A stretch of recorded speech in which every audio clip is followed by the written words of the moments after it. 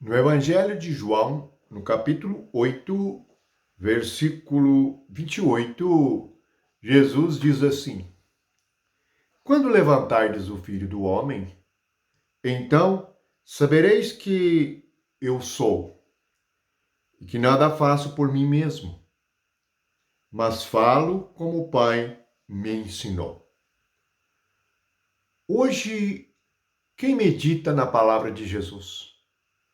Quantos creem, mas não querem ouvir o que Jesus ensinou?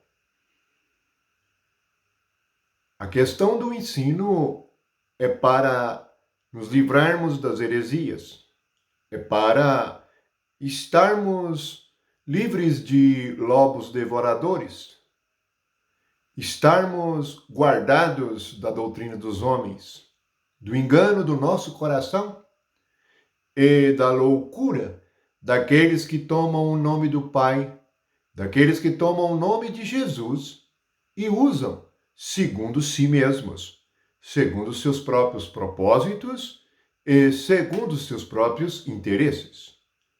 Jesus, ele nada fazia por ele mesmo, mas falava como o Pai ensinou. Quem hoje fala como o Pai ensinou? Veja que o apóstolo Paulo diz em 2 Coríntios, no capítulo 3, sobre o ministério do Espírito, a mesma coisa. Ele diz que, versículo 4 e 5 do capítulo 3 de 2 Coríntios, e é por intermédio de Cristo que temos tal confiança em Deus. Não que por nós mesmos sejamos capazes de pensar alguma coisa, como se partisse de nós. Pelo contrário, a nossa suficiência vem de Deus. Ora, se a suficiência de Cristo vinha do Pai, ele nada ensinava que viesse dele mesmo? A suficiência de Paulo também vinha do Pai. E ele não falava e nem pensava e nem fazia nada que partisse dele mesmo. Qual é o motivo das divisões? Qual é o motivo do engano? Qual é o motivo dos dons espirituais virarem piada? Qual é o motivo ou quem ou a quem interessa que os dons espirituais tenham cessado? Que os dons espirituais fossem apenas para o tempo dos apóstolos? A quem interessa que as pessoas não creiam mais nas coisas do Espírito? Veja que em Pentecoste quem vem é o Espírito. Ele traz tudo de Cristo para nós. Ele e os dons. Veja que ele prossegue dizendo aqui em 2 Coríntios capítulo 3, a partir do versículo 7, fala da glória do ministério do Espírito Santo.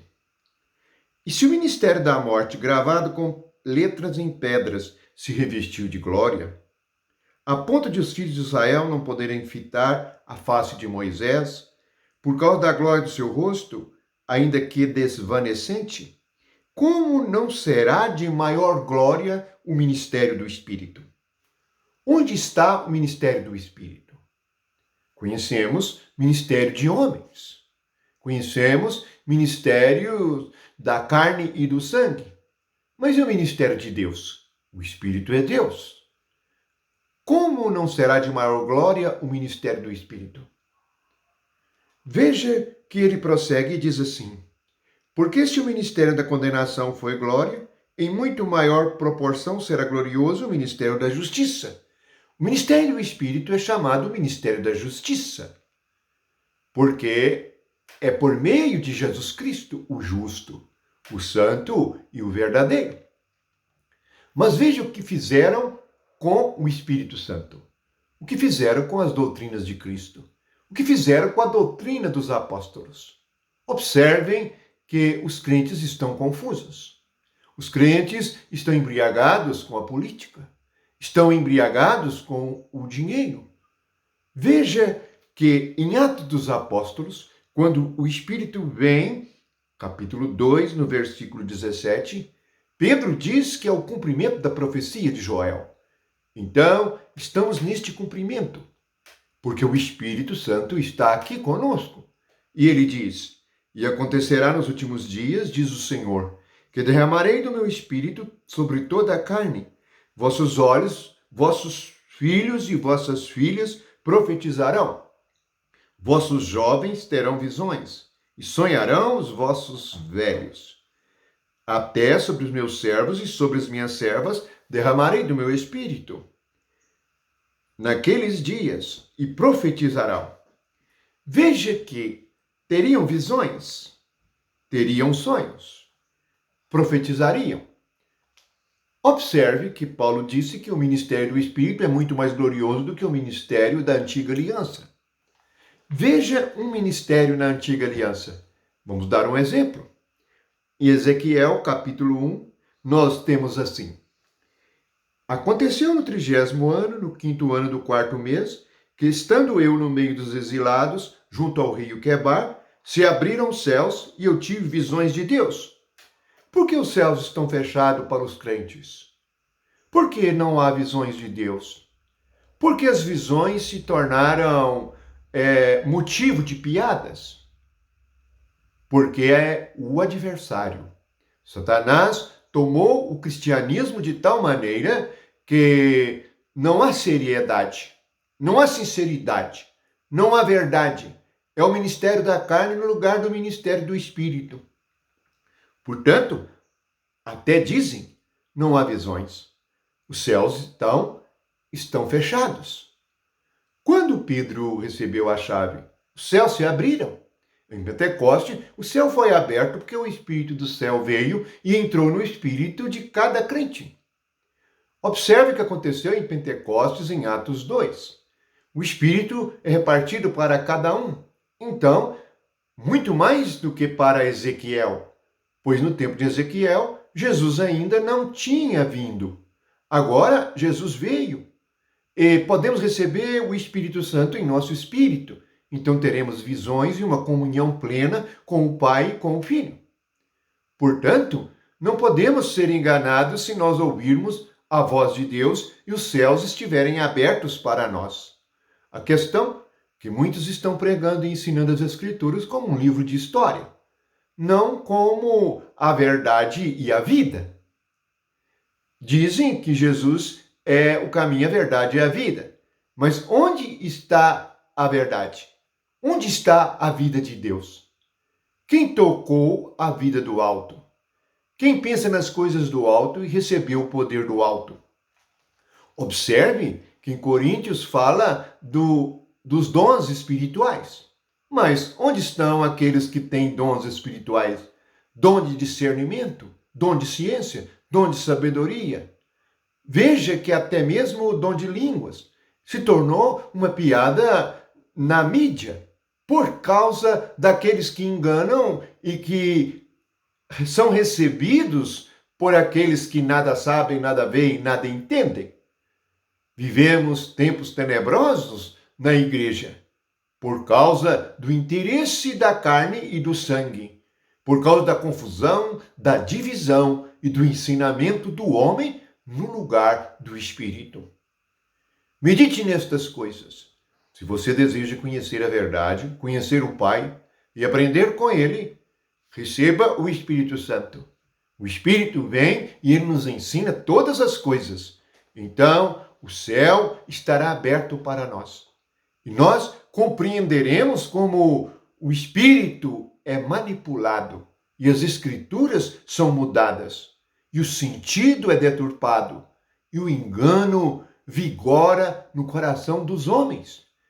E, na sua maioria, como diz uma palavra em Isaías, as pessoas gostam das coisas enganosas e erradas, porque assim não são confrontados no seu pecado, no seu erro e no seu engano.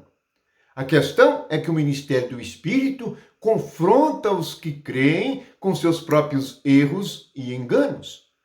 Portanto, a carne e o sangue vivos, para eles é muito melhor o ministério do homem, pois o homem pode elogiar e dizer coisas para eles que os agradam. E assim prosseguem com coceira nos ouvidos para ouvirem coisas boas para si mesmos.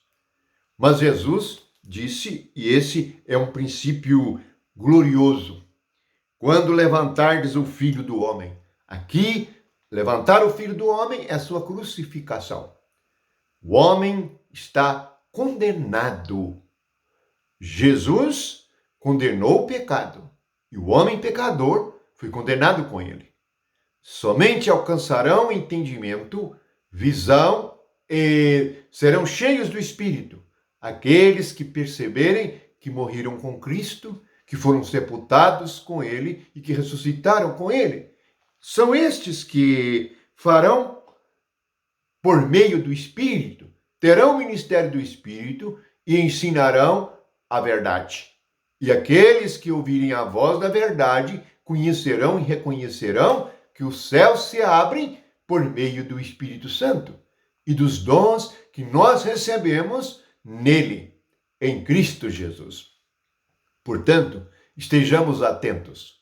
Sejamos aquele que medita na Escritura e que compreende e recebe o ministério do Espírito. Ele que ministra a verdade.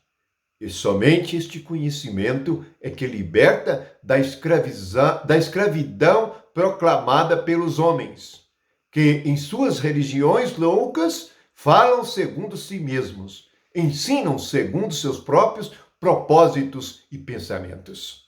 Que o Espírito brilhe em todos os corações e que nós estejamos debaixo da sua autoridade, pois o reino que virá e se manifestará é o reino de nosso Senhor Jesus Cristo. E ai daqueles, assim está escrito nos profetas, que fazem a obra do Senhor fraudulentamente. Estes receberão duro juízo, porque erraram em seus pensamentos e em seus corações serviram mais a si mesmos que a Deus. Louvado seja Jesus, a luz do mundo.